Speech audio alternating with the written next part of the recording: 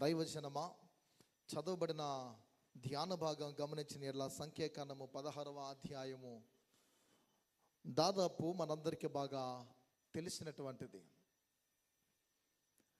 ప్రస్తుత కాలంలో మనం చూస్తే మన దేశంలోనూ ఆయా దేశాలలో క్రైస్తవులపై అనేక మంది తిరుగుబాటు చేసే మనుషులు కనిపిస్తున్నారు.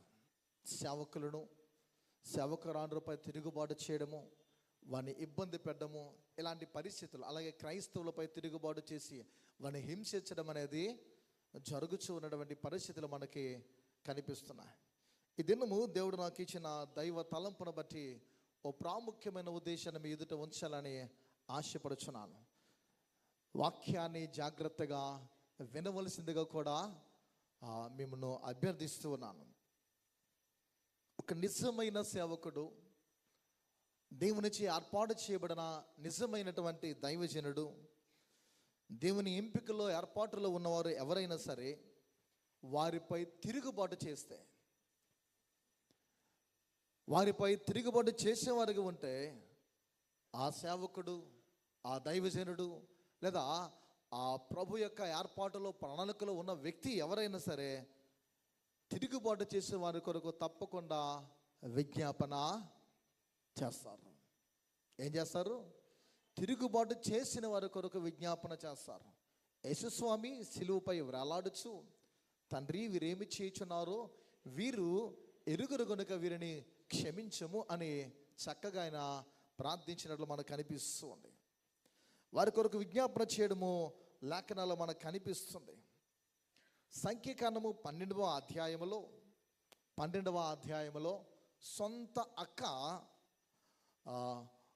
మిరియాము తన సహోదరునిపై, సొంత అన్నైనటువంటి అహరోను తన సోదరుడిపై, ఇద్దరు కూడా అతని మీద తిరుగుబాటు చేస్తే మోషే మళ్ళీ వారిరువురి నిమిత్తము విజ్ఞాపన చేసినట్లు బైబిల్ తెలియజేస్తుంది. ఎవరి కొరకు? మిరియాము, అహరోను ఇరువురు కూడా మోజెస్పై ఏం చేశారు? తిరుగుబాటు చేశారు. నీవేనా, మేము చేయలేమా అనేటువంటి తిరుగుబాటు వారు చేసినప్పుడు ఏం చేశాడంట? మోషే వారి కొరకు విజ్ఞాపన చేశారు. మీరు ఇంటికి వెళ్ళి చదువుకోనండి. 12వ అధ్యాయంలో సంఖ్యాకాండంలో సొంత కుటుంబాలే, సొంత ఇంటి వారే అసూయపడి మోషే మీద ఏం చేశారు? కడుపు మంటతో తిరుగుబాటు చేసేవారుగా కనిపిస్తున్నారు. 9వ అధ్యాయంలో ఇదే మరలా చెప్తాడు. 9వ అధ్యాయం 20వ వచనంలో ఒకప్పుడు చోటు చేసుకున్న విషయాలు ద్వితీయోపదేశకాండము 9:20లో ఆ 20 ప్రకారం చూస్తే అక్కడ కూడా మోషే అహరోను కొరకు విజ్ఞాపన చేస్తారు.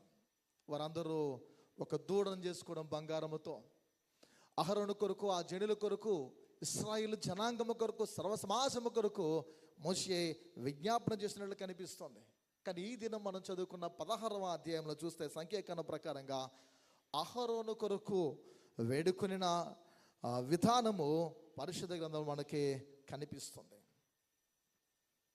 ప్రియమైన దైవజనమా, చాలా శ్రేష్టమైన లేఖన భాగాలు మనకి కనిపిస్తున్నాయి. ఇక్కడ ఈ 16వ అధ్యాయంలో పగ అనేది మనకి చాలా ప్రాముఖ్యమైన పదముగా కనిపిస్తుంది ఈ భూమి మీద. ఏంటది అంటే, మానవుడు లోకరీత్యా ఆలోచిస్తే పగ, అసూయ, ద్వేషము అనేటువంటిది పిల్లరా పగ చాలామంది తీర్చుకుంటారు. మోషే మాత్రం తన అక్కపై కానీ తన అన్నపై కానీ పగ తీర్చుకోవాలనే ఆశ లేదు, కోరిక కూడా వారిపై లేదు. అతడు ప్రార్థన చేసినట్లు మనకు కనిపిస్తుంది. ఇప్పుడు ఈ 16వ అధ్యాయంలో మనం గమనిస్తే మోషే మీద తిరుగుబాటు చేస్తున్నటువంటి వ్యక్తి ఎవరు? 16వ అధ్యాయానికి వచ్చేసరికి ప్రత్యేకంగా కొన్ని రోజులు మాత్రమే గడుస్తూ ఉంది. ఆ సమయానికి జరిగిన పరిస్థితులు ఏంటంటే, తన గోత్రికులే, తను ఏ గోత్రానికి చెందినవాడో మోషే, తన గోత్రికే, లేవి గోత్రానికి చెందిన తన గోత్రికలే ప్రత్యేకంగా ప్రధానముగా కోరహు అనే వ్యక్తి మోషే అహరోనుల మీద ఏం చేస్తున్నాడు? తిరుగుబాటు చేస్తున్నాడు. ఎక్కడ ప్రారంభమైంది? మిరియాము, అహరోను ఒకప్పుడు తిరుగుబాటు చేస్తారు. కాలం అయిన తర్వాత అదే గోత్రానికి చెందినటువంటి కోరహు మోషే మీద, అహరోనుల మీద ఏం చేస్తున్నాడు? తిరుగుబాటు చేస్తూ ఉన్నట్లు మనకి దేవుని వాక్యం తెలియస్తుంది. కారణం ఏంటంటే, నువ్వేనా సేవకుడవు? నీవేనా యోగ్యుడవు? లేకపోతే నీవు మాత్రమే పరిశుద్ధుడవా? మేము పరిశుద్ధుడమో కామా? నీవు మాత్రమే దేవునిచే ఏర్పాటు చేయబడిన వాడవా? నీ అధికారంలో, నీ పెత్తనంలోనే మేము నడవాలా? మేమందరము ఏమైపోవాలి అని ప్రత్యేకంగా ఇతని యొక్క ఉద్దేశము, భావన లోపల మనకు అర్థమవుతుంది. 12వ అధ్యాయంలో అక్క అన్నైన వాడు మోషే మీద ఎందుకు తిరుగుబాటు చేశారో మనం ముందుగా చెప్పుకున్నాం. ఇక్కడ ఈ 16వ అధ్యాయంలో తన గోత్రికుడైనటువంటి వ్యక్తి ఎందుకు తిరుగుబాటు చేస్తున్నాడో ఈ దినం మనం నేర్చుకోబోతున్నాం. ఇది మన అందరికీ చాలా అవసరం. ఒక గోత్రానికి చెందిన వ్యక్తి, దేవునిచే ఏర్పాటు చేయబడిన వ్యక్తిపై ఎందుకు తిరుగుబాటు చేస్తున్నాడో నేటి సమాజంలో, నేటి కాలంలో మనకు చాలా అవసరము. 16వ అధ్యాయం ప్రారంభం చదువుకుందాం. లేవికి ముని మనమడును, కహాతుకు మనమడును, ఇస్హారు కుమారునగు కోరహు, రూబేనీయులలో ఏలియాబు కుమారుడైన దాతాను, అబీరామును, పేలెతు కుమారుడైన ఓరును యోచించుకొని. లేవికి ముని మనవడెవరు? కాహాతు. కాహాతు యొక్క మనవడు ఎవరు? ఇస్హార్. ఇస్హార్ యొక్క పుత్రుడు ఎవరు? కోరహు. కోరహు యొక్క తండ్రి పేరు ఏంటి? ఇస్హార్. ఎవరు?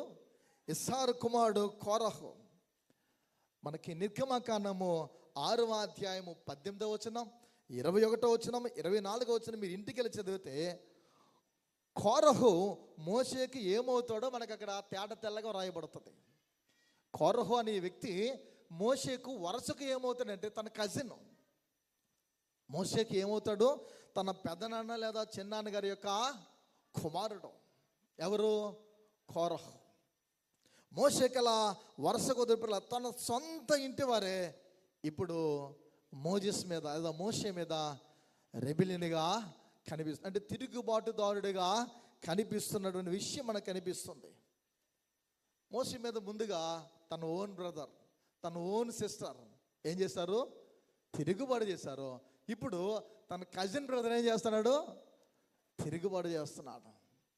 ప్రియ దైవజనమా, శత్రువులు ఎక్కడ రారు. ప్రతి ఇంటిలో ఎవరికి వారే శత్రువులు ఉంటారు. ప్రతి ఇంటిలో ఎవరికి వారే శత్రువులు ఉంటారు. క్రైస్తవుడే శత్రువుడు అయిపోతున్నాడు నేటి కాలంలో. క్రైస్తవుడే మిత్రుడిగా ఉండబోయి ఏమవుతున్నాడు? క్రైస్తవుడే శత్రువుగా మారుతున్నాడు. నా వాక్యం మీకు అర్థమవుతుందో లేదో, నేను ఇంకా వాక్యం లోతులోకి వెళ్ళదు. ఇప్పుడు దేవుని సంగమా గమనించిన ఇలా ఇక్కడ ఓన్ బ్రదరు, ఓన్ సిస్టర్ ఏం చేస్తున్నారు? తిరుగుబాటు చేస్తే ఆ తర్వాత ఇది చూసి కజిన్ బ్రదరు అద్భుతమైన ప్లాన్ వేశాడు. కోరహు ఎందుచేతంటే ఓర్వలేని తనము. పిల్లరా, కడుపు మంటని కూడా మనం దీన్ని అచ్చ తెలుగులో చెప్పుకోవచ్చు. ఈ చిన్నగా ప్రారంభమైనటువంటి అసూయ కోరహులో ఆ తర్వాత దాతాను, అబీరాము ఎవరు?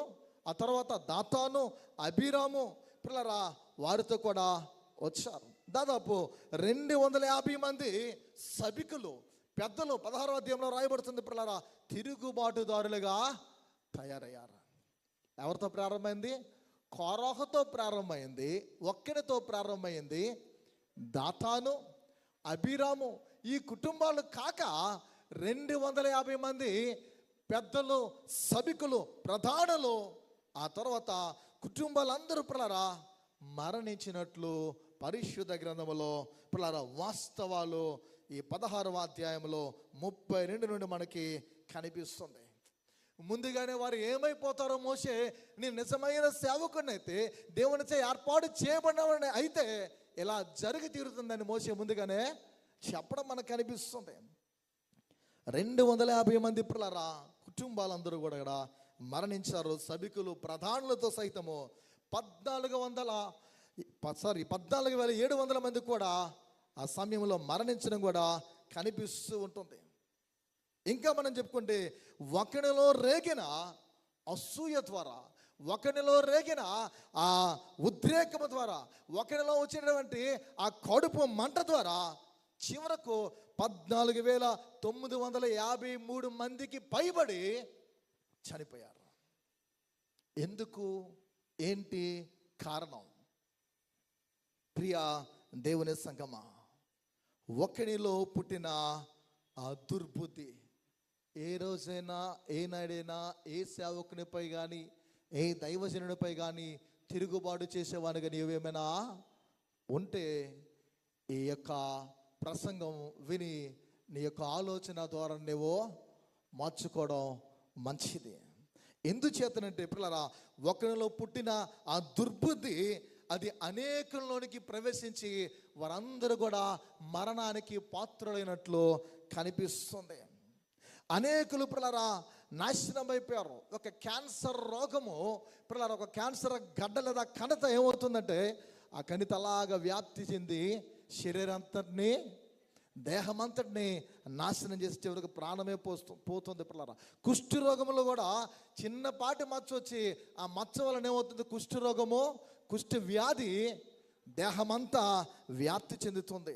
స్టార్ట్ అయి పిల్లరా చిన్న మచ్చగా ప్రారంభమై అది నాశనం అవుతుంది. జాగ్రత్త సుమా, తిరుగుబాటు పాపానికి ముంగుర్తిగా ఉన్న కుష్ఠు రోగముతో లేదా క్యాన్సర్ వ్యాధితో పోల్చబడేటట్లు మనం చెప్పుకోవచ్చు. ఇది ఎక్కడ ప్రారంభమైంది కాదు, ఆదిలోనే, ప్రారంభంలోనే కనిపిస్తూ ఉంటాయి. ప్రియా దేవుని సంగమా, వీళ్ళు ఒక ఇంటి వారు అయినా రక్త సంబంధికులైన దేవుని దృష్టిలో సేవకులే, నాయకులే, క్రైస్తవుడే. ఒక బుద్ధి గలవాడిని, ఒక బుద్ధిమంతురాలంటే దైవభక్తి కలిగిన సత్క్రైస్తవుడిని ఎవరు ఏమీ అనకూడదు. బైబిల్ హెచ్చరిస్తున్నది ఏంటంటే, ద్రోహి అంటే నువ్వు దేవుని రాజ్యాన్ని స్వతంత్రించుకోలేవని పరిశుద్ధ గ్రంథమే హెచ్చరిస్తుంది. మనం ద్రోహి అంటే దానికి మించి బోలు మాటలో ఆడేస్తాం. ద్రోహి చాలా అల్పమైంది, దానికి మించి ఎన్నెన్నో ఆడేస్తాం. నేను పొరపాటుగా ఇన్ని మాట్లాడేశానని తర్వాత అనుకుంటా. ప్రియ దేవుని సంగమా, మనం ఆలోచిద్దాం వీళ్ళు ఎలా చనిపోయారంటే, మొదటిగా పిల్లరా కోరహు, దాతాను, అబీరాము అనే ఈ కుటుంబాలు, ఈ ఫ్యామిలీస్ నెర విడిచి వారు చనిపోయారు. అంటే ఏమైందంటే నెర విడిచేలా ఒక్కసారి ఆ కుటుంబాల ఇళ్ళని అలా లోపలికి వెళ్ళిపోయాయి, మింగేసింది.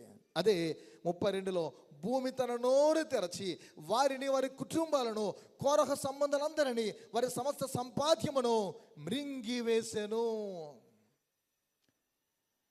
కోరహు, దాతాను, అబీరాములు చనిపోతే తర్వాత ప్రధానులు, సభికులు, ఈ అధ్యాయం మీరు ఇంటికి వెళ్ళి చెబితే చాలా అద్భుతంగా మనకు అర్థమవుతుంది. ప్రధానులు, సభికులు పిల్లరా ఆ పెద్దలందరూ దాదాపు 250 మంది రెండవదిగా అగ్ని చేత వారు కాల్చబడి చనిపోయారు. దేని చేత? అగ్ని చేత కాల్చబడి చనిపోయారు. ఇంకా మూడవది తెగుళ్ళ చేత 14,700 మంది చనిపోయారు. ఈ 3 విధాలుగా చనిపోయారు. టోటల్ మనం గమనిస్తే 14,953 మంది పైగా. ఎందుకు చెప్తానంటే, ఇంకా మృంగివేసిన సమయంలో కుటుంబాలు ఎంతమంది ఉన్నారో తెలీదు. సో 14,953 మంది పైగా చనిపోయారు. కోరహుకు వచ్చి ఒక మాట మనం నేర్చుకుందాం. ఇప్పుడు అసలు ఇతనికి ప్రాబ్లం ఏంటి? కోరహుకి తిరుగుబాటు చేయలేని ఆలోచన ఎందుకు వచ్చింది? జాగ్రత్తగా వినాలి పిల్లలు. నా వాక్యం ఎలాగ ఉంటుంది, జాగ్రత్త మీరు అర్థం చేసుకోవాలి. దేవుడు నిన్ను బలపరచుని గాక, దేవుడు నిన్ను ఆశీర్వదించుని గాక, దేవుడు నిన్ను దీవించుని గాక. నీవు కూడా చెప్పేస్తా, నేనే కాదు, కూర్చుని మీరు కూడా మాటలో చెప్తారు. వాక్యం అంటే లోతుల్లోకి వెళ్ళడమే వాక్యం. నాకు తెలిసింది ఇది, నేను నేర్చుకున్నది ఇది. వాక్యం అంటే నీకు తెలియంది నువ్వు నేర్చుకోవడమే, లోతుల్లోకి వెళ్ళడమే వాక్యం. పై మాటలు రచ్చబండ దగ్గర కూర్చున్నవాడు కూడా మాట్లాడగలుగుతాడు. వాక్యం అంటే మనము ఎరగనటువంటిది, మనకు తెలియనటువంటిది, మనం దాన్ని లోతుల్లోకి వెళ్ళి తెలుసుకోవడమే వాక్యం. దేవుడు మర్మాలను అలానే బయలుపరుస్తాడు. ఎందుకు కోరహుకి ఈ ఆలోచన వచ్చింది? అసలు ఈ వ్యక్తికి ఉన్నటువంటి ప్రాబ్లం ఏంటి? మనలో కూడా అనేక మందికి ఇలాంటి ప్రాబ్లాలు ఉంటాయి, ఇలాంటి ఇబ్బందులు మన జీవితంలో ఉంటాయి. ఎక్కడో వచ్చింది? బైబిల్ బాగా పరిశోధించి లేదా బాగా చదివి డీప్గా మనం వెళ్తే పిల్లలా దేవుడు గొప్ప గొప్ప విషయాలను నీకు నాకు మనందరికీ బయలుపరచగల అద్భుతమైన దేవుడు. మన ఆధ్యాత్మికమైన లేదా మన ఆత్మీయ జీవితాలు దేవుని మాటల ద్వారా మనం బలపరుచుకోవచ్చు. మనం బలపడుతూ ఇతరులు కూడా ప్రోత్సహించి నడిపించగలము. పిల్లరా, ఏం జరిగిందంటే ప్రత్యక్షపు గుడారమునకు దక్షిణాన, అక్కడికి ప్రత్యక్షపు గుడారమునకు దక్షిణాన ఎవరున్నారంటే కహాతీయులు అక్కడ ఉన్నారు. ముందుగా మనం చెప్పుకున్నాము, లేవి ముని మనవడు ఎవరు? కహాతు. ఎవరు? వీరిని కహాతీయులని పిలుస్తూ ఉంటారు. ఆ కహాతీయులు పిల్లరా అక్కడ ఉన్నారు. వీరు కూడా లేవి గోత్రానికి చెందినవారు. ఎవరు వీరు? లేవి గోత్రానికి చెందిన ఒక స్త్రీ అడిగింది, కహాతీయులు అంటే ఎవరు అని ఒక తల్లి అడిగింది ఓ దినమంతం. వీని గురించి ఆలోచించి దేవుడు నాకు ఇచ్చిన తలంపును బట్టి ప్రేరేపణ వచ్చి వీడిని తీసి చెప్పాలని ఆశపడ్డాను. కహాతీయులు ఇదే లేవి గోత్రానికి చెందినవారు. కానీ ఇదొక గుంపు. ఈ గుంపు, ఈ సమూహము పిల్లరా అక్కడ కోరహు అనే వ్యక్తిది అక్కడే ఉండినాడు. ఇక్కడ కోరహుకు ఏం ప్రవేశం ఉంది? ఏంటి అతనికి ఉన్నటువంటి అర్హత? ఈ ప్రత్యక్షపు గుడారమునకు దక్షిణాన చూడండి, మనకి తూర్పు, పడమర, ఉత్తర, దక్షిణ మనం చెప్పుకున్నట్టు ఈ ప్రత్యక్షపు గుడారానికి దక్షిణాన వీరు ఉండడానికి గల కారణము, ఆ రీజన్ ఏంటి అని మనం ఆలోచన చేస్తే ఒక పిల్లల సమస్య ఉంది. ఆ సమస్య తీర్చే గొప్ప అవకాశాన్ని దేవుడు కోరహుకు ప్రసాదించాడు. అది కోరహుకు దేవుడు ఎలా ప్రసాదించాడంటే, మోషే తన నాయకత్వంలో, తన లీడర్షిప్లో అనేక మంది లక్షల కాల్బలము గల ప్రజలు నడిపిస్తున్నప్పుడు అన్నీ అతడే చేసేవాడు. ఎవరు? మోసే చేస్తూ చేయలేకపోయేవాడు. చాలా కష్టం అనిపించేది. ఒక 400, 300, 200 మందిని మనం నడిపించడానికే ఇబ్బంది పడిపోతాం. ఇంట్లో ఉన్న 9 బిడ్డలను పెంచడానికే కష్టంగా ఉంటుంది. వాళ్ళకి క్యారేజీలు పెట్టడం, వాళ్ళు చూడడం, ఇంట్లో మన గృహ నిర్వాహకతను మనం సరిగా చేయలేము. లక్షల మందిని మోసే నడిపిస్తున్నప్పుడు తన మామైనటువంటి ఇత్రో తెలియజేసినటువంటి ఆలోచన చొప్పున విభాగిస్తూ ఉంటాడు. ప్రియా దేవుని బిడ్డలారా, ఎగ్జాంపుల్గా 10,000 మందికిలా, 5,000 మందికిలా, 1000 మందికిలా అని భాగాలు ఇస్తాడు.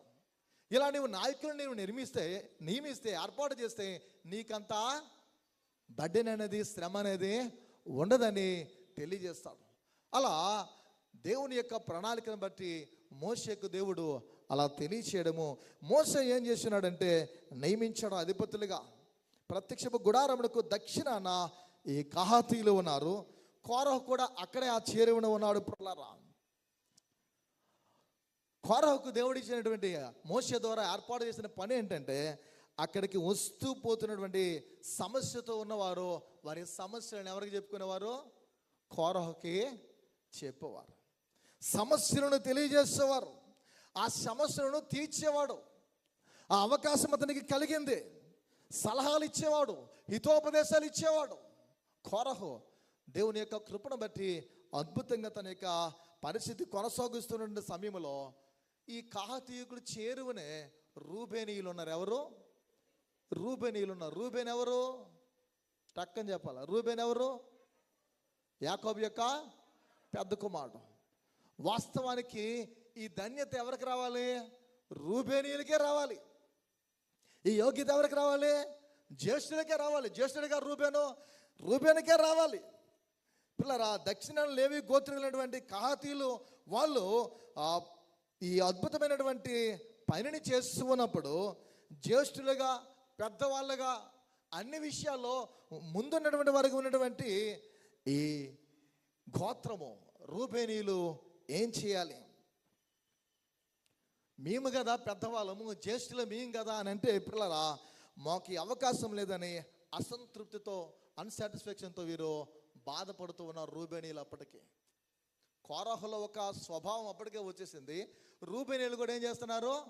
అసంతృప్తితో వారు బాధపడుతున్నారు. మేము చేయవలసిన పనులు వేరే ఒకరు చేస్తున్నారని అసంతృప్తితో వారు ఉన్నారు. పిల్లరా, ఆది కాలంలో చెప్పబడినట్లు రూబేను చేసిన తప్పిదమును బట్టి, పాపమును బట్టి ఆ జ్యేష్ఠత్వం లేదా ఆ గుర్తింపును, ఆ ఆధిక్యతను రూబేను ఏం చేశాడు? కోల్పోయాడు. ఆ ఆధిక్యతను, ఆ ధన్యతను కోల్పోయాడు. అంచేత వీళ్ళు అసంతృప్తిగా అక్కడ ఉన్నారు. ఎందుచేతంటే మేం కదా చేయాలి, మేము కదా సలహాలు ఇవ్వాలి, మేము కదా సమస్యలను తీర్చాలి అని ఆలోచనలో వీరు అసంతృప్తితో ఉన్నారు. ఇప్పుడు కోరహు ఎలా ఉన్నాడు అనేది మనం ఆలోచన చేయాలి. కోరహు తిరుగుబాటుకు ప్రధానమైనటువంటి కారణం ఇప్పుడు మనకి అర్థమవుతుంది. ఎందుకు అని అంటే ప్రజలందరూ నా దగ్గరికి కదా వస్తున్నారు, ఎవరికున్న సమస్య నాకు తెలియజేస్తున్నారు, ఆ సమస్యలకు పరిష్కారాన్ని నేను తెలియజేస్తూ ఉన్నాను. ఈ దగ్గర రూబేనీలు ఉన్నారు, కానీ వారి హక్కులను వారు కోల్పోయారు, వారికి ఉన్న ఆధిక్యతను వారు కోల్పోయారు, వారు చేసిన తప్పిదాన్ని బట్టి. సో నేను ఏదైనా ఇంకా చేసేయవచ్చు అనే ఆలోచన అతనిలోకి వచ్చింది. ప్రియమైన దేవుని సంగమా, ఒక్కసారి మనం పరిశుద్ధ గ్రంథములో లేఖనాల్లో వ్రాయబడిన మాటలు మనం చూద్దాం.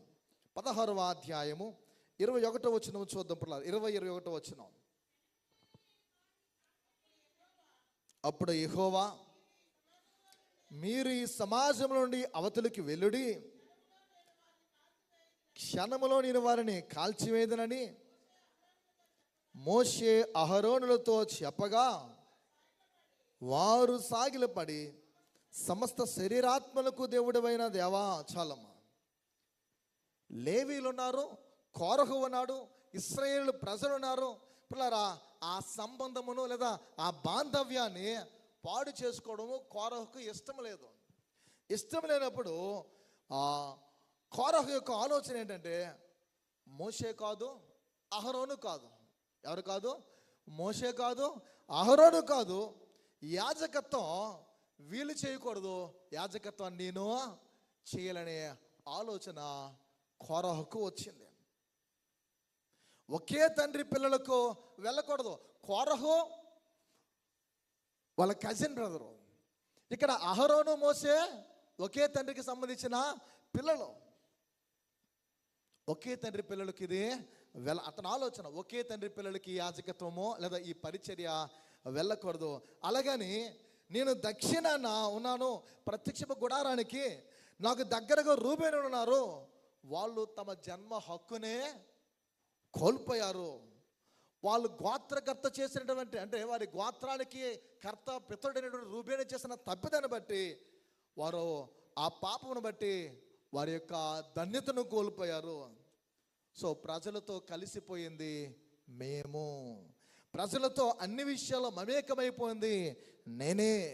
సో యాజకులమైపోవాలని ఎవరు అనుకున్నారంటే కోరహు అనుకున్నాడు. మనము తెలియకుండా రక్షించడానికి తీవ్ర ప్రయత్నం చేస్తూ ఉంటుంది. పిల్లల షుగర్ వ్యాధి కలిగిన వారు ఏమనుకోకని, కానీ ఇది అందరికీ బాగా తెలిసిందే.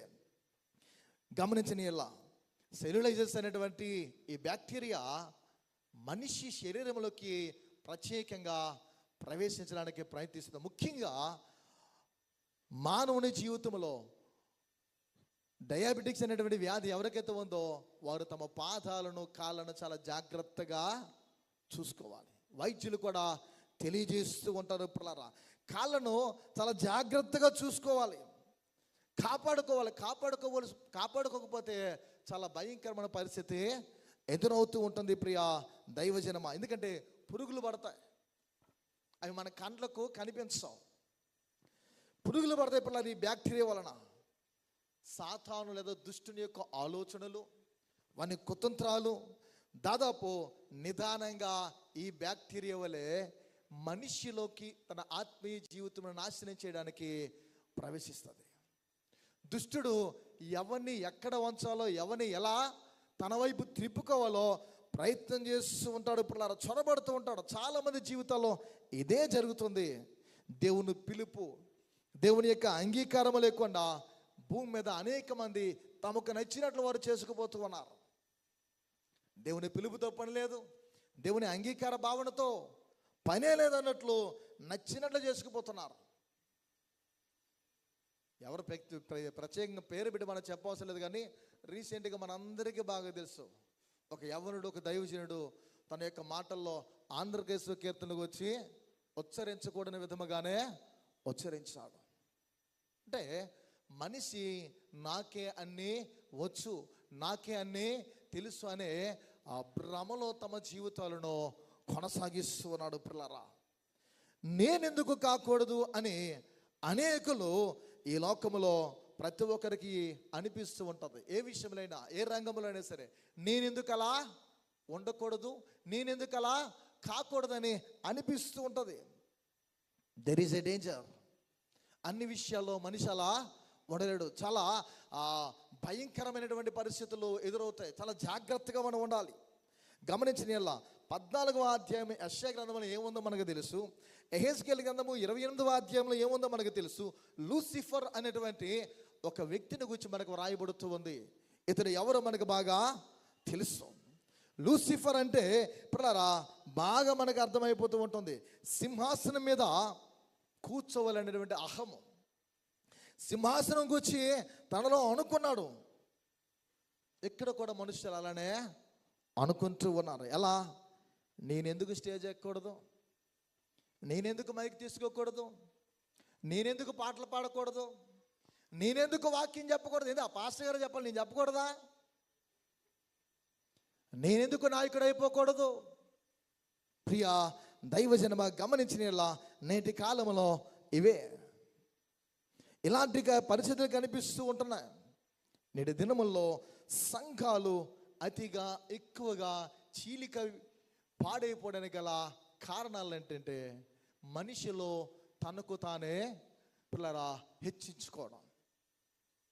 నేనన్నీ చేయగలను అని మనిషిలో వచ్చినటువంటి ఆ ఆలోచన. హైదరాబాద్లో ఉంటుంది. భక్త సింగ్ గారు అద్భుతమైన పరిచర్య ప్రారంభించారు. ఎగ్జాంపుల్గా చూస్తే ఆ పరిచర్య కొరకు ఎన్నో గొడవలు చెన్నైలో. అవి కాదు, ఇంకా మన బ్యాప్టిస్టులు అయితే చెప్పుకొనే అక్కర్లేదు. ఎన్నో కారణాలు మనిషిలో నేనన్నీ చేయగలిగినటువంటి ఆలోచనలు పిల్లరా కోరహు అనుకున్నట్లు జరిగేది ఇక్కడ కాదు. ఎందుకంటే కోరహు దేవుని యొక్క ఎంపికలో ఏర్పాటులో లేడు. కోరహు ఏం లేడు, దేవుని ఎంపికలో ప్రత్యేకంగా లేడు, దేవుని ఏర్పాటుగా లేడు. మోషే కూడా నేను సమర్పించుకుంటానని అనుకోలేదు. మోషే ఏమనుకోలేదు? మోషే నేను సమర్పించుకుంటాను అని మోషే అనుకోలేదు. సమర్పించుకుంటానని ముందుకు వెళ్ళలేదు మోషే. ప్రత్యేకంగా అతని దేవుడు ఏం చేశాడు? పిలిచాడు. మందలను కాచుకుంటున్న మోషేని దేవుడు ఏం చేశాడు? పిలిచాడు. మోషేని ఏర్పరచుకున్నవాడు దేవుడే. అహరోన్ని ఏర్పరచుకున్నది కూడా దేవుడే. పిల్లరా ప్రత్యేకంగా తన ప్రతినిధిగా దేవుడు అహరోన్ను ఏర్పరచుకున్నట్లు కనిపిస్తుంది. స్పోక్స్ పర్సన్గా అహరోను దేవుడు మోషే మాటలు విన్న తర్వాత ఏర్పాటు చేసుకోవడం అనేది ప్రత్యేకము. ఇది దేవుని ఏర్పాటు. కానీ ఇక్కడ దేవుడు ఏర్పరచుకున్నాడు మోషేను, దేవుడు ఏర్పాటు చేసుకుని అహరోనును కోరహు ఏం చేస్తున్నాడంటే వారి మీద తిరుగుబాటు చేయడానికి, అంటే వారిని పాయింట్అవుట్ చేస్తున్నాడు. మన భాషలో చెప్పుకోవాలి ఏం చేస్తున్నాడు? వారిని పాయింట్అవుట్ చేస్తున్నాడు. ఎవరు? కోరహు అనే వ్యక్తి తను పాయింట్అవుట్ చేయడం మాత్రమే కాక తనకుంటూ ఒక వర్గాన్ని, ఒక సమూహాన్ని ఏర్పాటు చేసుకున్నాడు. మీరు నచ్చిన, మీకు మెచ్చిన వాస్తవం ఒక మాట చెప్తున్నాను. క్రిస్టియన్ అని ఎవరమైతే మనం పేరు పెట్టి క్రైస్తవులుగా పిలువబడుతున్నామో, క్రైస్తవ సంఘాల్లో కూడా కోరహు లాంటి మనుషులు అనేక మంది ఏం చేస్తారంటే వాళ్ళొక వర్గాన్ని పోగు చేసుకుంటారు.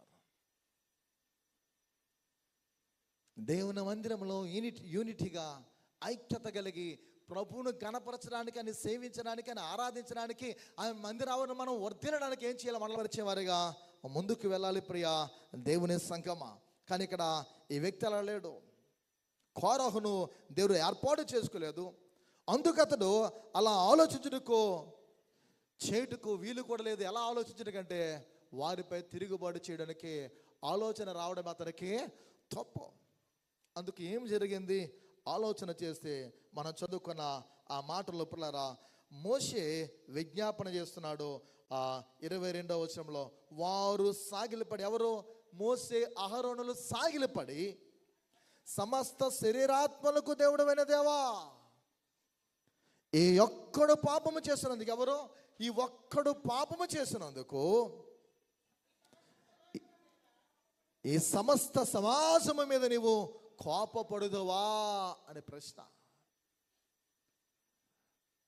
అక్కడ అహరోనుకు వచ్చిన స్వభావాన్ని బట్టి, ఈ ఒక్కడు పాపాన్ని బట్టి వీరందరిని నీవు, ఈ సమాజం అంతటిని నాశనం చేస్తావా, వీరందరి మీద కోపపడతావని ఏం చేస్తున్నారు? వీరు సాగిలిపడి ప్రార్థన చేస్తున్నారు. ఏం చేస్తున్నారు? సాగిలిపడి. మోషేని దేవుడు ఎందుకు అంత ఇష్టపడతాడంటే, మోషే ప్రతి సందర్భంలో సాగిలిపడి విజ్ఞాపన చేసేవాడు. ప్రారంభంలో చరిత్రకు మూల పురుషుడైనటువంటి అబ్రహాం కూడా సాగిలిపడిన విధం మనకి పరిశుద్ధ గ్రంథము హెచ్చరిస్తుంది. పిల్లరా, నేటి కాలంలో మోకాళ్ళు వంచలేని పరిస్థితుల్లో మనుష్యులుగా మనం క్రైస్తవులుగా ఉంటున్నాము. మన శరీరాలు వంగలేని పరిస్థితుల్లో ఉంటున్నాయి. కొన్నిసార్లు మన శరీరాలు మోకాళ్ళు వంగిన మన ఆత్మలో వంగలేని పరిస్థితుల్లో ఉంటున్నాయి. క్రిస్మస్ సీజన్ ఈ మాట చెప్పాను, ఎంతమంది గుర్తుందో కానీ. కొంతమందికి ఆత్మలు వంగితే కొంతమందికి శరీరాలు వంగలేని పరిస్థితిలో ఉంటున్నప్పుడులారా, మన ఆత్మీయ జీవితానికి సాగిలపడి లేదా మోకాళ్ళు ఉంచి ప్రార్థించే స్వభావము ఎంతో మేలుకరము. పిల్లారా, ఒక ఆధ్యాత్మికమైన పాఠం ఏంటంటే, క్షణములో రెప్పపాటులో, ఒక్క క్షణములో రెప్పపాటులో వారు చనిపోతూ ఉంటారు అనేటువంటి సమయంలో వారి కొరకు అక్కడ మోషే అహరోనులు ఏం చేస్తున్నారు? మోషే ప్రత్యేకంగా విజ్ఞాపన చేస్తున్నాడు. ఒక్క క్షణంలో రెప్పపాటులా వీరంతా చనిపోతారు అని కోపం వారి మీద ఉగ్రతను చూపించబోతున్నాడనే సమయంలో సాగిలిపడి విజ్ఞాపన చేస్తున్నాడు. అందుకు ప్రతిఫలము కొన్ని వందల మంది అక్కడ బ్రతికారు. కొన్ని వందల మంది బ్రతికారు. నమ్మగలవా? నీ జీవితంలో నీ ప్రార్థన పరిస్థితులను కూడా తారుమారు చేస్తుంది. నీ విజ్ఞాపన ధ్వని అనేకులకు ఆశీర్వాదకరంగా, దీవెనకరంగా ఉంటుంది. ఆ వచనం మనం చూస్తే మరోపరం చదువుదాం. 22వ వచనం, వారు సాగిలపడి సమస్త శరీరాత్మలకు దేవుడవైన దేవా, ఈ ఒక్కడు పాపము చేసినందుకు సమస్త సమాజం మీద నువ్వు కోపపడదని వేడుకొనిరి. మనకి నిర్గమకాండం 32లో చూస్తే ఆ గొప్ప ఉజ్జీవాన్ని గురించి ఇదివరకు మనం చెప్పుకున్నట్లు 8 ఉజ్జీవాలు బైబిల్లో ప్రత్యేకంగా ఉన్నాయని చెప్పుకున్నాం లాస్ట్ టైం యోషియాను గురించి మాట్లాడినప్పుడు. ఆ ఉజ్జీవంలో గొప్ప ఉజ్జీవం తీసుకొచ్చిన మోషే తన ప్రార్థన ద్వారా మనకి 32వ అధ్యాయంలో కనిపిస్తుంది. బంగారు దూడ ఆరాధన అక్కడ జరిగింది. క్రిందికి వచ్చాడు మోషే, దేవుని వైపు అందరిని నడిపించాడు. దేవుని మనస్సు మార్చుకునే, అంటే దేవునికున్న ఆలోచన, దేవునికున్న మనస్సు మార్చుకునేటట్లు అక్కడ మోషే విజ్ఞాపన చేసినట్లు 32వ అధ్యాయంలో కనిపిస్తుంది. నీ విజ్ఞాపన దేవునికున్న మనస్సును కూడా మార్చుకునేటట్లు చేయగలదు. కనుక ప్రియ దేవుని సంగమా, మనం ఎలా విజ్ఞాపన చేస్తున్నాం? 2025వ సంవత్సరం వెళ్ళిపోయింది. 2026వ సంవత్సరంలో, ఈ నూతన సంవత్సరంలో దాదాపు ఈ నెల అయిపోయి వస్తుంది. మన దినములు మన జీవితంలో దొర్లుకుంటూ పోతున్నాయి. కానీ మన ప్రార్థనా జీవితము, మన విజ్ఞాపన బ్రతుకు ఎలా ఉంది? సంఖ్యాకాండము 12లో సొంత అక్క తిరుగుబాటు చేస్తే విజ్ఞాపన చేశాడు. సొంత సహోదరుడు అహరోను తిరుగుబాటు చేస్తే అహరోను అసూయపడితే వారి కొరకు ప్రార్థన చేశారు. వాళ్ళు తిరుగుబాటు చేసింది వాస్తవానికి మోషే మీదే అని బైబిల్లో వ్రాయబడిన, పరోక్షంగా వారు తిరుగుబాటు చేసింది ఎవరి మీద? ఎవరి మీద? పరోక్షంగా దేవుని మీద తిరుగుబాటు చేస్తున్నారు వారు. ప్రియ దేవుని సంగమా, దేవుని మీద తిరుగుబాటు చేశారు మిరియాము అహరోనులు అసూయతో.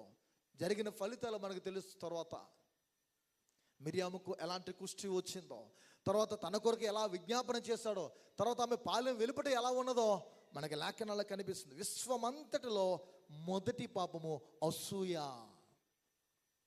మన బైబిల్ స్టైల్లో ఒక యవన స్త్రీ మాట్లాడిగాడు, పరలోకములో అసలు లూసిఫర్కి లేదా వ్యక్తికి ఎలా వచ్చింది అయ్యగారు ఆలోచన? అక్కడేం ఉండవు కదా, పాపము చేయాలనేటువంటి ఆ తత్వము, ఆ ఆలోచన ఏ రీతి గతంలో వచ్చింది? మొదటి పాపము విశ్వమంతటిలో అసూయ, అంటే కడుపు మంట. కడుపు మంటతో లూసిఫర్ తన జీవితంలో ఊగిపోయాడు. అక్కడ ఉన్నవి లూసిఫర్, మికాయేలు, గాబ్రియేలు. ఈ ముగ్గురు ఎవరు? జాగ్రత్త వినాలి. ఈ ముగ్గురు ఎవరు? ప్రధాన దూతలు. మీ అందరికీ బాగా తెలుసు. లూసిఫర్ పని ఏంటి చెప్పాలా? లూసిఫర్ పని ఏంటి? ఏం చేస్తాడు? దేవుణ్ణి దేవుణ్ణి ఏం చేస్తాడు అంటే పైన వర్షిప్ చేస్తాడు, దేవుని ఆరాధిస్తూ ఉంటాడు. ఎలా? కోట్లాది కోట్ల దూతలతో ఈ ఆరాధనను పిల్లరా కెరూబులు సెరూబులతో లూసిఫర్ దీన్ని లీడ్ చేస్తాడు. ఇది అతనికి దేవుడిచ్చిన అప్పగించిన పని. రెండవది ఎవరు? మికాయేల్. ఇతని అడ్మినిస్ట్రేషన్, ఇతని యొక్క పరిపాలన అద్భుతంగా ఉండేది. ఏం చేసేవాడంటే పాలించేవాడు, అడ్మినిస్ట్రేషన్ అంతా చూసుకునేవాడు. మూడవది ఎవరు? గాబ్రియేల్. కమ్యూనికేషన్. మనందరికీ తెలుసు, ఎవరి యొద్దకైనా సమాచారాన్ని తీసుకుని వెళ్ళింది, శుభ సమాచారాన్ని, ఎలాంటి వార్తని తీసుకుని వెళ్ళేది. అందుకే మరియ దగ్గరికి ఎవరు వచ్చారు? గాబ్రియేలు దూత. ఒక్క వ్యక్తి దగ్గరికి మాత్రమే 20 దూతలు వచ్చాయి, ఎక్కడ లేరు. 20 ప్రధానులు దానియేలు దగ్గరికి మాత్రమే వచ్చారు. ఇంకెక్కడ కూడా 20 కనిపించరు. ప్రియమైన దైవజనమా, సమాచారమును తీసుకొచ్చేవాడు ప్రత్యేకంగా గాబ్రియేలు దూత. వర్షిప్ అంతా లీడ్ చేసేది నేనే కదా. ఎవరు? ఆరాధన అంతా నడిపించింది నేనే కదా. ఇదంతా నాదే కదా, నడిపించేది నేనే కదా, ఇదంతా నాదే కదా. ఇదంతా చేసి ఆయనకు ఆపాదించడం ఏంటి? నేను ఎంత ఆరాధన నడిపిస్తున్నటువంటి నేను ఇది ఎవరికో ఆయనకు ఆపాదించడం ఏంటి అని లూసిఫర్ తనలో అనుకున్నా. అంటే కడుపు మంట వచ్చింది, తనలో అసూయ రేగింది, దుర్బుద్ధి. పిల్లరా, అసూయ ఎవరిలో పుట్టిందంటే మొదటిగా లూసిఫర్లోనే. అందుకే మనకి లేఖనాల్లో రాయబడుతుంది, స్వకీయమైన దురాశల చేత ఈడవబడిన తర్వాత మనిషి ఏమవుతాడంట? శోధింపబడతాడు. మొదటగా నీ స్వకీయ దురాశల చేత నువ్వేం చేస్తా? ఏడవబడతా. పాపాన్ని చేయడం పక్కన పెట్టండి, స్వకీయ దురాలోచనలు ప్రతి ఒక్కరికి ఏమవుతుంది? అది వాస్తవానికి పుడుతూ ఉంటుంది ప్రతి మనిషిలో. పరమందున దోతిగా వచ్చినప్పుడు మనిషికి ఎంతసేపు రాకపోవడం. ప్రియమైన దేవుని సంగమా, అంటే కడుపు మంట ఎవరికి వచ్చిందంటే లూసిఫర్కి వచ్చింది. ఎప్పుడు అలా అనుకున్నాడో మికాయేలు ద్వారా దేవుడు ఏం చేశాడు? కిందకి తోసేశాడు. తనలో ఎప్పుడు అలా అనుకున్నాడో, ఎప్పుడు వచ్చిందో వెంటనే మికాయేలు ద్వారా పైనుండి కిందకి త్రోసిపడేశాడు దేవుడు. ఆలోచిస్తున్నావా? ఏ దినమందైనా ఎప్పుడైనా సరే దుష్టుడు గూర్చి లేదా సాతాను గూర్చి, లూసిఫర్ గూర్చి నువ్వు చదువుకున్నప్పుడు ఎక్కడ పడింది? ఎక్కడ పడ్డాడు చెప్పాలా? ఆకాశం మీద, పాతాళం, భూమి కింద పడిపోయాడు. భూమి కిందకు పడ్డాడు. పిల్లరా, ఆదాముకు ముందున్న లోకములో ప్రియా దేవుని బిడ్డలారా, లూసిఫర్ ద్వారా ఒక జలప్రళయం సంభవించింది. అంటే ఆదాముకు ముందున్న లోకం అంటే ఇది. అందుకే ఆది యందు దేవుడు భూమి ఆకాశమును, భూమి శూన్యముగాను, చీకటి ఎందుకు ఎలాగైపోయింది? నిరాకారంగా ఎందుకు అయిపోయింది? అక్కడి నుండి త్రోసివేయబడిన తర్వాత, అంటే ఆదాముకు ముందు జరిగినటువంటిది భయంకర ఉత్పన్నం ఇది. దాని మీద ఎన్నో కామెంట్స్ వచ్చాయి ఆ సింగిల్ సెంటెన్స్ మీద. ప్రియ దైవజనమా, నోవహు జలప్రళయం కంటే ముందు భూమి నిరాకారంగాను చీకటిగాను ఉండడము, జలం మీద దేవుని ఆత్మ అల్లాడుచున్నమంటే జరిగినటువంటి ప్రళయం. ఎందుకంటే చీకటి జలం మీద దేవుని యొక్క ఆత్మ అల్లాడడం అంటే దేవుడు సృష్టిని మరలా చేయబోతున్నాడు, లేదా సృష్టి రాబోతుంది. పడిన వానికి, కిందకి పడిన వానికి ఏం లేదు, అప్పుడు వెలుగు లేదు, చీకటి. ఏం లేదు? వెలుగు లేదు. అంత దేవుడు చీకటి చేశాడు. ఆపేశాడు. మన భాషలో చెప్పుకోవాలంటే సూర్యుడిని, చంద్రుణ్ణి, నక్షత్రాల యొక్క ప్రకాశతను లేదా ఆ వెలుగుని దేవుడు ఆపేశాడు. ఏంటి పాస్గిరి చిత్రంగా ఉంది మాకు వినడానికి అన్నట్టు మీకు అనిపించవచ్చు. వాస్తవమే. సూర్యుని యొక్క వెలుగును, చంద్రుని యొక్క తేజస్సును, నక్షత్రముల యొక్క వెలుగును దేవుడు ఆపేశాడు. జరిగింది ఏంటంటే, అందుకే మనకు లేఖనాల్లో చూస్తే జెనిసిస్లో అదే ఆదికాండం 16వ వచనంలో మొదటి అధ్యాయంలో చూస్తే అక్కడ బారా అనే హీబ్రూలో పదం వాడబడలేదు. 16వ వచనంకి వచ్చారు. ప్రారంభంలో బారా కనిపిస్తుంది. 16వ వచనంకి వచ్చేసరికి అక్కడ దేవుడు ప్రత్యేకంగా వ్రాయబడిన మాట సృష్టించను అనే పదం ఉండదు, చేసాను అని ఉంటుంది. అక్కడ ఏముంది? చేశానని పదం ఉంటుంది, సృష్టించనని ఉండదు, చేసాను అని వ్రాయబడుతుంది. అంటే గాడ్ మేడ్ ఆసా అని ఉంటుంది. పిల్లరా 16లో తిరిగి ఆయన ఆపేసినవి, ఆయన నిలిపేసినవి, సూర్యుడిని, చంద్రుడిని, నక్షత్రాల యొక్క వెలుగును ఆపేసినవి ఏం చేశాడంటే 6వ రోజు ఆదామును చేయబోతున్నాడు కనుక మానవుని కొరకు తిరిగి ఏం చేసిన వాటి పనులు వాటికి తిరిగి చేసేటట్లు దేవుడు అప్పగించాడు.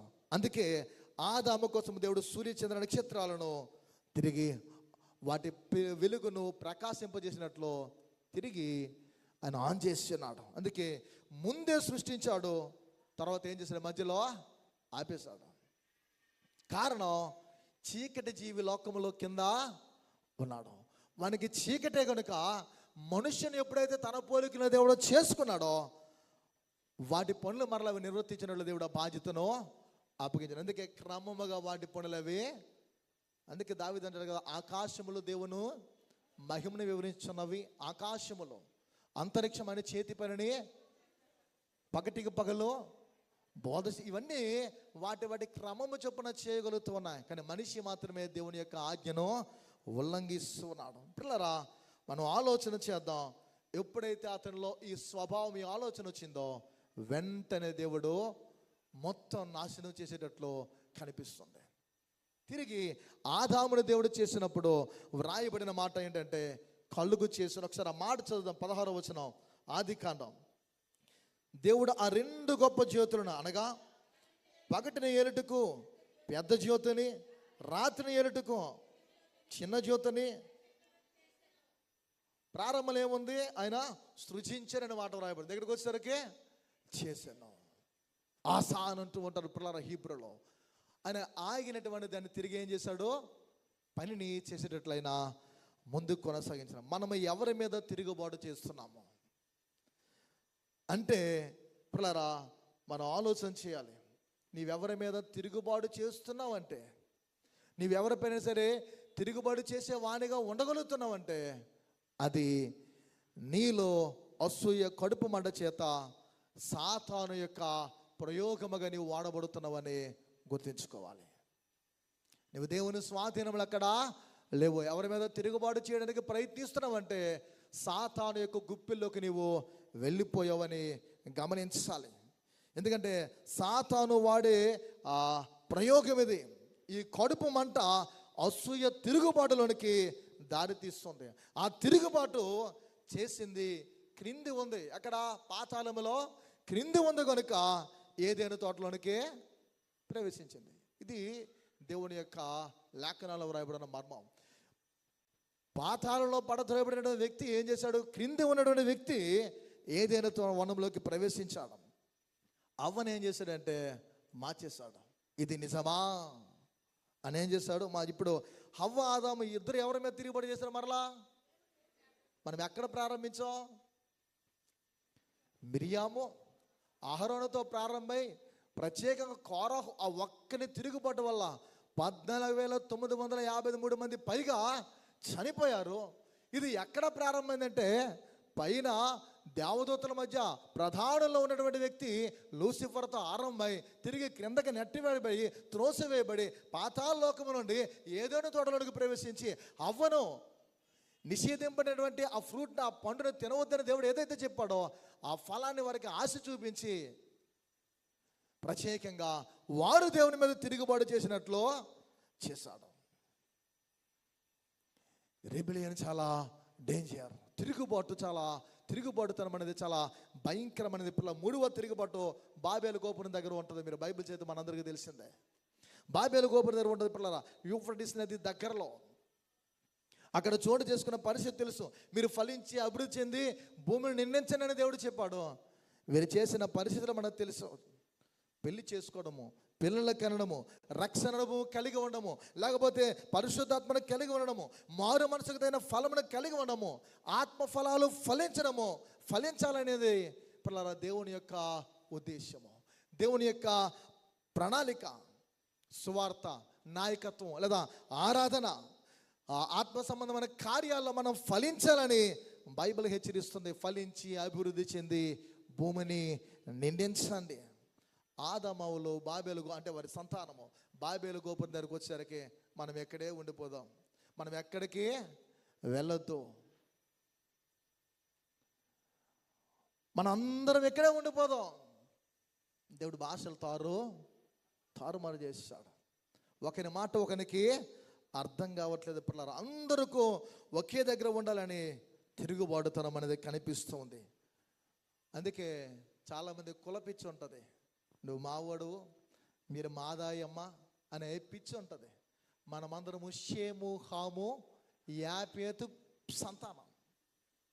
అయితే షేము వాడు అవ్వాలి, లేదా హాము వాడు అవ్వాలి, లేదా యాపేతు సంతానం. అందరూ భూమి మీద ఉన్న సకల వంశాలు షేము, హాము, యాపేతు ద్వారా ఉద్భవించినవి. కులాలేమీ లేవు. షేము, హాము, యాపేతు ద్వారా వచ్చిన వాళ్ళు పిల్లరా. తర్వాత చివరిగాడు చూస్తే అబ్షాలోము తన తండ్రి అయిన దావీదు మీద చేసిన తిరుగుబాటు. ఏమైపోయాడు అని అంటే పిల్లరా, తన తల వెంట్రుకలో, చాలా అందగాడు, సౌందర్యవంతుడు, తన తల వెంట్రుకలో ఆ యొక్క వృక్షం లేదా ఆ చెట్టుకు చిక్కుకుపోయి వేలాడుతూ చనిపోయాడు. తిరుగుబాటుతనము భయంకరం. ఒక సిద్ధాంతం, ఒక పద్ధతి తిరుగుబాటుదారులకు ఉండదు. ప్రేమ ఉండదు. కడుపులో మంట అనేది వేలలో నుండి వారిలో ఉంటుంది. అంటే ఒక చెట్టుగా మనం చెప్పుకోవాలంటే వేలలో ఆ కడుపు మంట అసూయ ప్రారంభమై అది మహావృక్షముగా ఎదుగుతూ ఉంటుంది. అలా తిరుగుబాటు చేసిన వాళ్ళందరూ చనిపోయారు. బైబిల్ లేఖనాల్లో పిల్లరా, తిరుగుబాటు చేసే వాళ్ళు మంచి అనేది వారికి కనిపించదు. ప్రతిది కూడా చెడుగానే చూస్తారు. చెడు ఆలోచనతో వారు ఉంటారు పిల్లరా. సాతాను లక్షణం ఇది. నేను ముగిస్తున్నాను. సాతాను లక్షణము తిరుగుబాటుతనము. సాతాను కూడా లక్షణము. 2వ భాగం మనం సౌలు గురించి చదువుకున్నాం. తార్సు వాడైన సౌలు ఎవరి మీద తిరుగుబాటు చేశాడు చెప్పాలి? యేసుక్రీస్తుపై అంటే సంఘము మీద తిరుగుబాటు చేశాడు. తార్సువాడైన సౌలు సంఘం మీద తిరుగుబాటు చేశాడు. కోపముతో వెళ్ళాడు. దమస్క మార్గంలో యేసు ప్రభు పిల్లలు అతన్ని పట్టుకున్నారు. సంఘం మీద తిరుగుబాటు చేసిన సౌలు డౌన్ టు ద గ్రౌండ్. అతని బ్రతుకులో చోటు చేసుకున్న పరిస్థితి పిల్లల, భూమి మీద పడగొట్టబడ్డాడు. పైనుండి లూసిఫరు పాతాళానికి పడగొట్టబడినట్లు, కోరాహు భూమి నెరల విడిచినప్పుడు కోరాహు, దాతాను, అభిరాములు మింగివేయబడినట్లు, అక్కడున్న సభికులు పెద్దలందరూ 250 మంది దాదాపు వారి జీవితంలో అగ్ని చేత కాల్చబడినట్లు, కడమ ఉన్న వారందరూ తెగులు చేత చనిపోయినట్లు పిల్లరా. ఇక్కడ దేవుడు ఈ వ్యక్తిని పైనుంది కిందకి ఎక్కడున్నాడు? గుర్రం మీద, అశ్వం మీద ఉన్న వ్యక్తిని కిందకి పడగొట్టాడు పిల్లరా. సౌలులో దేవుని మార్పు తెచ్చాడు. ఇది మనం గమనించాలి. మొదటి కొరింథీయులకు రాసిన పత్రిక 13, 11, 12 వచనాల్లో అతడు అద్భుతమైన మాటను ప్రత్యేకంగా అతను అనుభవం నుండి తెలియజేస్తాడు. పౌలు కొరింథీయులకు రాసిన మొదటి పత్రిక 13వ అధ్యాయము, నేను పిల్లవాడిని ఉన్నప్పుడు పిల్లవాని వలె మాటలాడి తిని, పిల్లవాని తలంచి తిని, పిల్లవాని వలె యోచించుని, ఇప్పుడు పెద్దవాడిని పిల్లవాని చేష్టలో. ఎప్పుడివి? నేను సౌలుగా ఉన్నప్పుడు పిల్లవాని వలె ఉన్నాను. సౌలుగా ఉన్నప్పుడు పిల్లవాని వలె మాట్లాడాను. సౌలుగా ఉన్నప్పుడు పిల్లవాని వలె తలంచాను, పిల్లవాని యోచించాను. ఇప్పుడు పెద్దవాడినయ్యాను, పౌలుగా మారాను, పిల్లవాని చేష్టలో మార్చి వేసుకున్నాను అనేదాన్ని కంటిన్యూస్గా పిల్లరా 12వ అంటాడు, ఇప్పుడు అద్దములో చూచున్నట్టు సూచనగా చూచున్నాం, అప్పుడు ముఖాముఖిగా చూతుము, ఇప్పుడు కొంత మట్టుగా ఇరిగి ఉన్నాము, అప్పుడు నేను పూర్తిగా ఇరుగుబడిన ప్రకారం పూర్తిగా. అంటే దైవ దర్శనాన్ని పొందుకొని పరలోకాన్ని చూసి వచ్చేస్తాడు.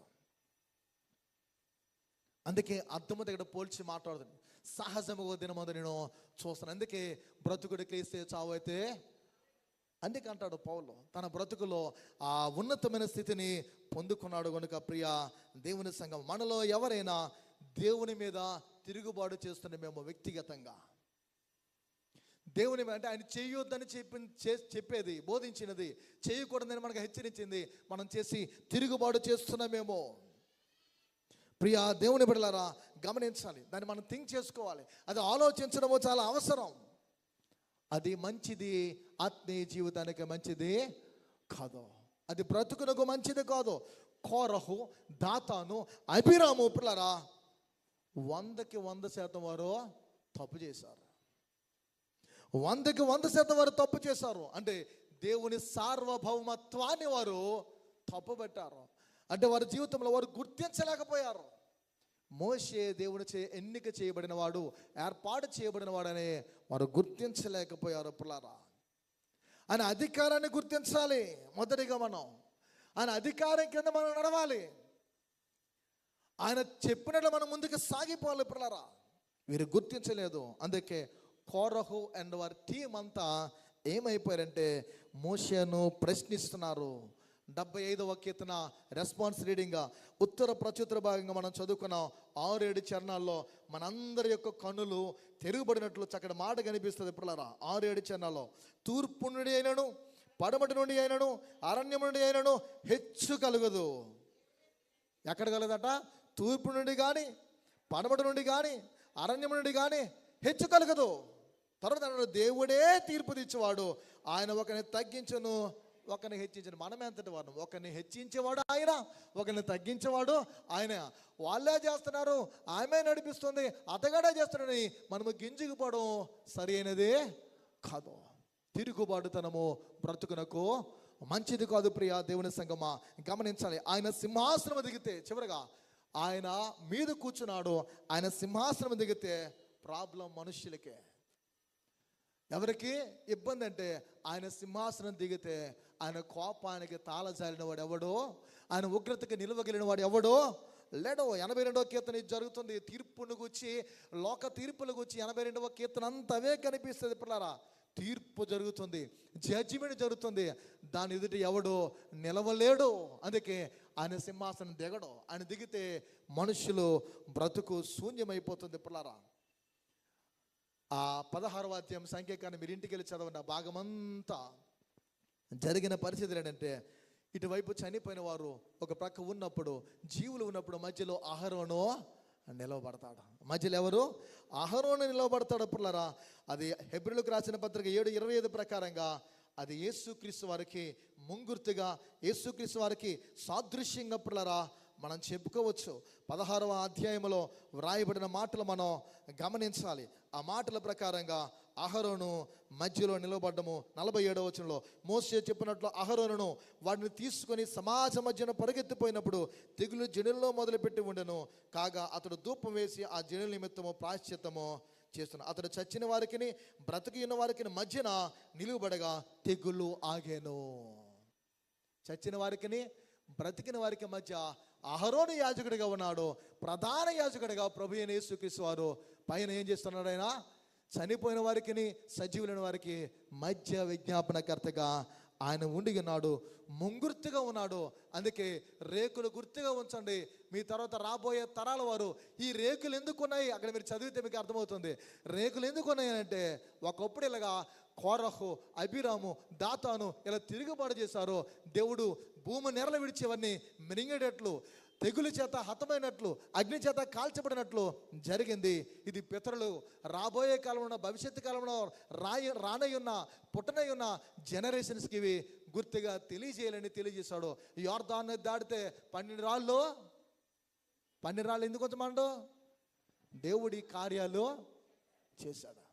మన పిల్లలకి మనం నేర్పుతున్నాం. రాబోతున్న జనరేషన్స్కి మనం ఎలాంటి మాదిరి నేర్పుతున్నాం? తిరుగుబాటు బ్రతుకునకు మంచిది కాదు.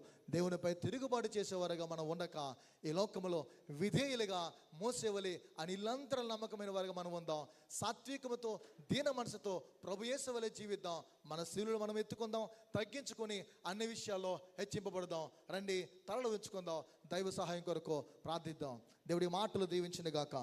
ఆమేన్. ప్రార్థన చేద్దాం.